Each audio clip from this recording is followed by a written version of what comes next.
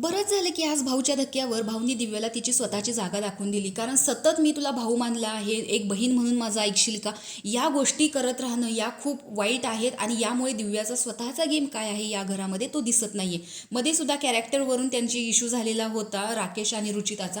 त्यावेळी सुद्धा दिव्याच्या काही गोष्टी विचित्र वाटत होत्या. म्हणजे ज्या प्रकारे ती राकेशला सतत सतत प्रोवोक करत होती की मी तुझी बहीण आहे, तू माझा भाऊ आहे, तुला असं वाटतं का मी सुद्धा रडलं पाहिजे, जर तू रडलास तर मीही रडेन, तू माझ्याकडे बघ, माझ्याकडे बघून बोल. हे जे तिचं सतत सतत तेच तेच बोलणं होतं हे ऐकून इरिटेट होत होतं. असं वाटत होतं की खरंच बिग बॉसच्या घरामध्ये लाडका भाऊ योजनाच राबवली जात आहे.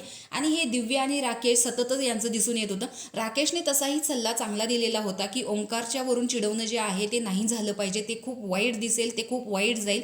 ही गोष्ट राकेशने चांगली समजावलेली आणि इव्हन तो स्वतःचा गेम पण खेळतोय. पण काय होतं ना, याच्यामुळे दिव्याचा सोलो गेम असा कुठंच दिसत नाहीये. सतत ती बॅकफुटला खेळते असंच दिसतंय. आणि इव्हन नॉमिनेशनच्या टास्कमध्ये सुद्धा हेच झालेलं होतं की ज्यावेळेस राकेश आणि रुचिता या दोघांमध्ये नॉमिनेशन करायचं होतं त्यावेळेस सुद्धा दिव्याने मी राकेश दादाला पर्सनली ओळखते, त्याची मतं मला माहीत आहेत, अशा स्वरूपात ती ज्या पद्धतीने बोलत होती त्यामुळे यांचं एकमत झालं नाही.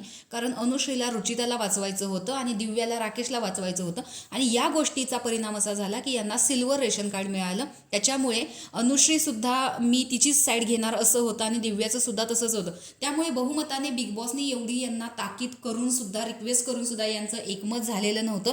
आणि याच गोष्टीमुळे आज भाऊसुद्धा चिडलेले आहेत की घरात असं दिसतं की तुम्ही त्यांचे प्रवक्ता आहात की त्यांना तुम्ही बोलूच देत नाही आणि तुम्ही सगळं स्वतःच बोलता. म्हणजे सतत तुम्ही माझा भाऊ करून त्यांच्या मागे जाताय. यामुळे कुठेही खेळ दिसत नाहीये, एक बहीण भावाची जोडी चांगली दिसते. तर तुम्ही या गोष्टीसाठी या घरामध्ये आलेला नाही आहात की नातं तयार करण्यासाठी, तुम्ही खेळण्यासाठी आलेला आहात. लाडका भाऊ योजना जी चाललेली आहे ती बंद करा, अशा स्पष्ट शब्दात भाऊनी दिव्याला एक ताकीद दिलेली आहे, वॉर्निंग दिलेली आहे.